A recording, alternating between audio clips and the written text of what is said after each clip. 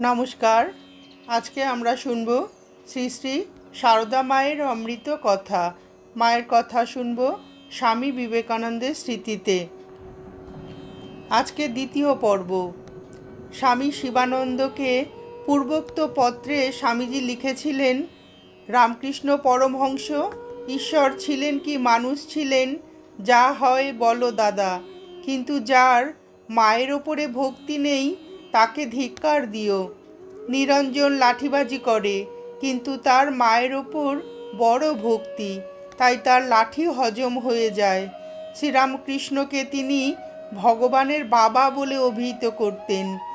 শ্রী মায়ের সম্পর্কে তার বিশেষ পক্ষপাতিত্বকে স্বামীজি গোপন করতে পারতেন না, বরং বলা যেতে পারে তা উচ্চ কণ্ঠে ঘোষণা করতে পারলেই যেন তিনি পরম উল্লসিত হতেন, গভীর তৃপ্তি পেতেন।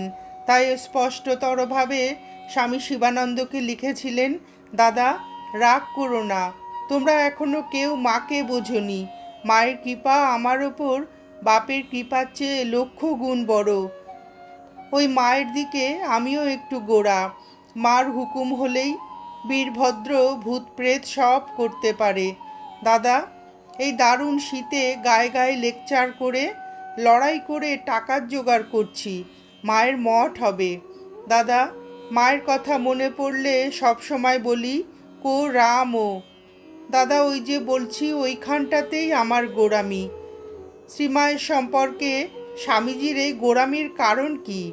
শুধু আমেরিকা যাওয়ার প্রাক্কালে শ্রীমায়ের আশীর্বাদ লাভ এবং আমেরিকায় স্বামীজির অসাধারণ সাফল্যের পিছনে শ্রীমায়ের আশীর্বাদের প্রভাব উপলব্ধিই স্বামীজির ওই মনোভাবের সৃষ্টি করেনি। তাদের সকলের জীবনে তথা রামকৃষ্ণ সংঘের জীবনে এক বিরাট সংকট মুহূর্তে স্বামীজি এবং তার গুরু ভ্রাতারা শ্রী মায়ের কাছে যে প্রাণপদ অনুপ্রেরণা, উৎসাহ এবং সহানুভূতি লাভ করেছিলেন তা স্বামীজির হৃদয়ে সবচেয়ে কোমল স্থানটিকে স্পর্শ করেছিল। সেই মর্মস্পর্শী কাহিনীর উল্লেখ করে স্বামীজি 1900 খ্রিস্টাব্দে ক্যালিফোর্নিয়ায় প্যাসাডোনা শেক্সপিয়ার ক্লাবে আমার জীবন ও ব্রত বক্তৃতায় বলেছিলেন, একদিন আমাদের গুরুদেবের দেহান্তের দুঃখময় দিন এসে উপস্থিত হলো। আমাদের বন্ধু বান্ধব বিশেষ কেউ ছিল না। কয়েকটি অদ্ভুত ধারণা পোষণকারী অর্বাচীন তরুণের কথা কেই বা শুনবে। অন্তত ভারতবর্ষের তরুণদের কেউ গ্রাহ্যের মধ্যেই আনে না।